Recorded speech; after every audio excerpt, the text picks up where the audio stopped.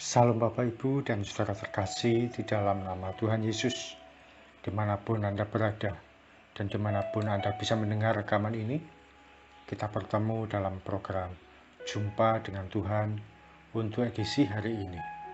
Sebagai dasar kebenaran firman Tuhan, saya akan bacakan dari 1 Samuel 30 ayat 8-10. Firman Tuhan mengatakan, kemudian bertanyalah Daud kepada Tuhan. Katanya, haruskah aku mengejar gerombolan itu? Akan dapatkah mereka kususul? Dan ia berfirman kepadanya, kejarlah, sebab sesungguhnya engkau akan dapat menyusul mereka dan melepaskan para tawanan. Lalu pergilah Daud beserta ke-600 orang yang bersama-sama dengan dia, dan sampailah mereka ke sungai Besor. Sementara orang-orang yang mau tinggal di belakang berhenti di sana. Maka Daud melanjutkan pengejaran itu beserta 400 orang. 200 orang yang terlalu lelah untuk menyeberangi sungai Besor itu berhenti di sana. Satu kali Daud dan pasukannya kembali ke Ziklag. Ziklag yaitu tempat tinggal yang diberikan oleh Raja Filistin untuk mereka. Tapi apa yang terjadi? Kota itu telah direbut habis oleh bangsa Amalek. Kota itu dibakar habis, lalu istri dan anak mereka serta segala barang yang indah telah dirampas dan dijadikan tawanan. Daud dan orang-orangnya sangat berduka. Dalam kesesakan itu, Daud berdoa pada Tuhan. Tuhan pun menjawab, kejarlah, sebab engkau akan dapat menyusul dan melepaskan mereka. Firman Tuhan mengatakan, maka Daud melanjutkan pengejaran.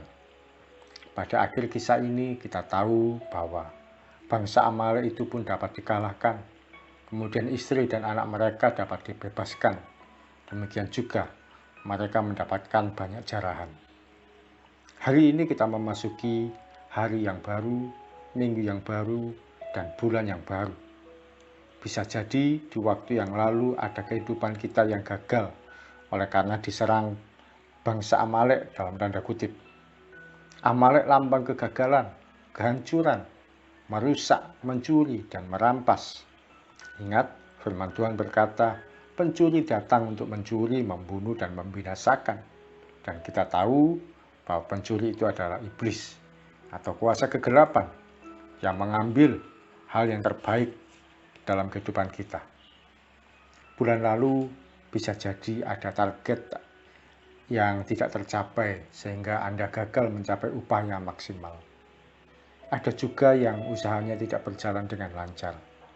Dagangan ditawarkan di sana kemari tapi tidak banyak yang respon. Mungkin juga ada penjualan online yang mulai sepi peminat. Bisa jadi kalah saingan dengan yang lain. Yang berusaha di rumah pun mulai kehabisan barang, tapi keuntungan tidak ada dan modal pun mulai minus. Bisa juga bulan lalu keluarga Anda berantakan, anak semaunya sendiri, dan suami atau istri tidak memahami kondisi pasangannya. Ada juga yang pelayanannya stagnan, tidak banyak kemajuan, hanya sekedar rutinitas, atau banyak hal lain lagi yang menjadi kesulitan hidup yang seakan-akan tidak berujung. Ketika saya baru sembuh dari COVID dan memulai usaha lagi, toko kami buka lagi, dagangan kami siapkan untuk dijual. Puji Tuhan, dalam waktu 2 bulan tidak ada pembeli. Orang masih takut tertular COVID yang pernah saya alami, meskipun saya sudah sembuh dan tidak menularkan penyakit apapun. Masalahnya, saya adalah orang pertama di lingkungan kami yang terkena COVID, sehingga orang masih takut kalau berinteraksi dengan saya. Toko dibuka, dagangan tidak laku. Kerugian sudah di depan mata. Kalaupun ada pembeli, saya ingat waktu itu dalam 2 minggu paling hanya 1 orang. Dan itu pun beli barang yang kecil-kecil, yang nilainya tidak lebih dari Rp2.000. Dari mana kami bisa dapatkan penghasilan? Meskipun pelayanan tetap jalan, tapi kami tidak cari uang dari pelayanan.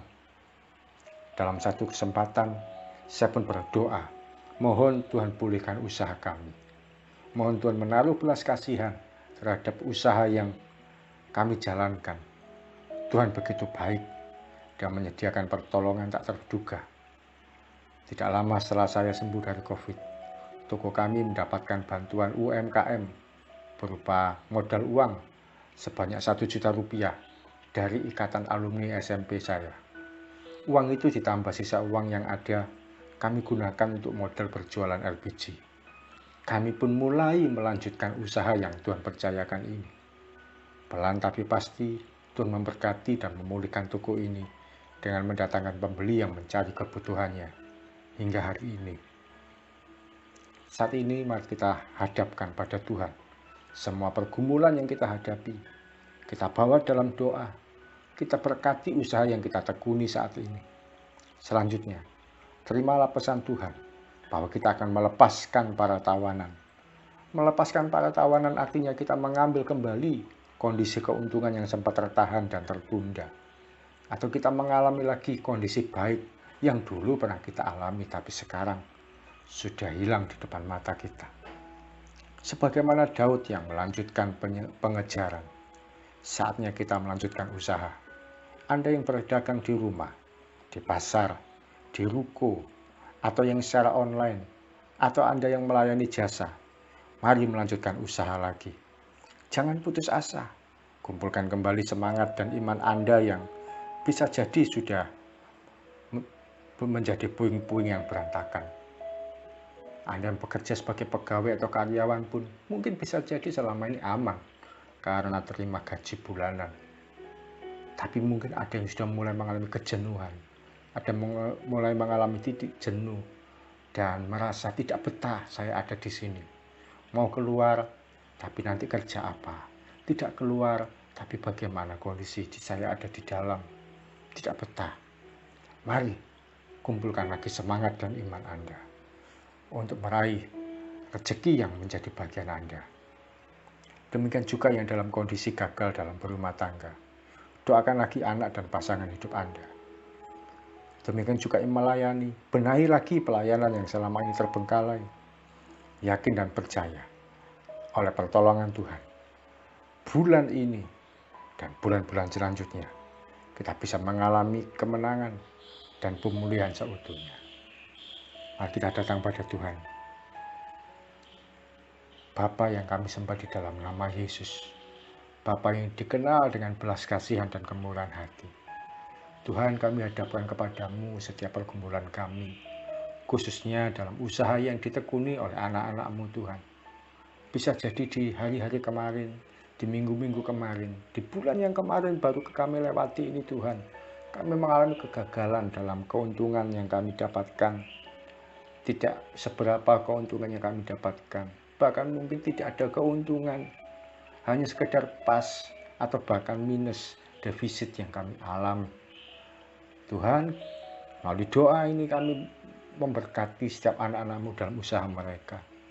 Yang berdagang barang-barang yang sebagai sales, Tuhan memberkati. Yang menawarkan barang ke sana kemari, Tuhan memberikan semangat.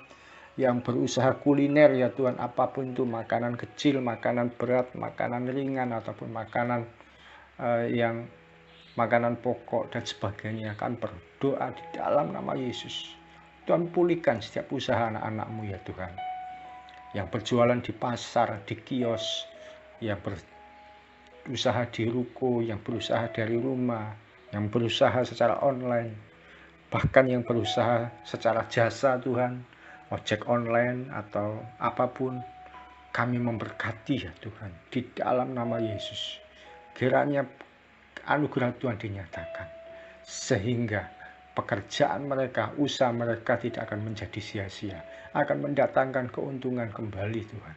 Ketika kami melanjutkan pengejaran, melanjutkan usaha, kami percaya Engkau Tuhan tidak akan pernah berdiam diri. Kau juga turut campur tangan bersama dengan kami. Yang bekerja ikut orang di rumah tangga sebagai asisten rumah tangga, Tuhan memberkati. Yang bekerja sebagai pegawai, sebagai karyawan, Tuhan berikan semangat dalam bekerja. Sebagai guru, sebagai tentara, sebagai polisi, atau apapun juga, dan berikan hikmat bagi mereka untuk mengerjakan bagian mereka dengan sebaik mungkin.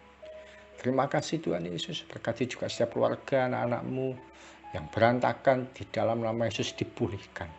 Pelayanan-pelayanan yang terbengkalai, kiranya diberikan hikmat untuk setiap anak-anak Tuhan, boleh melayani dengan semangat lagi, dimanapun Tuhan tempatkan.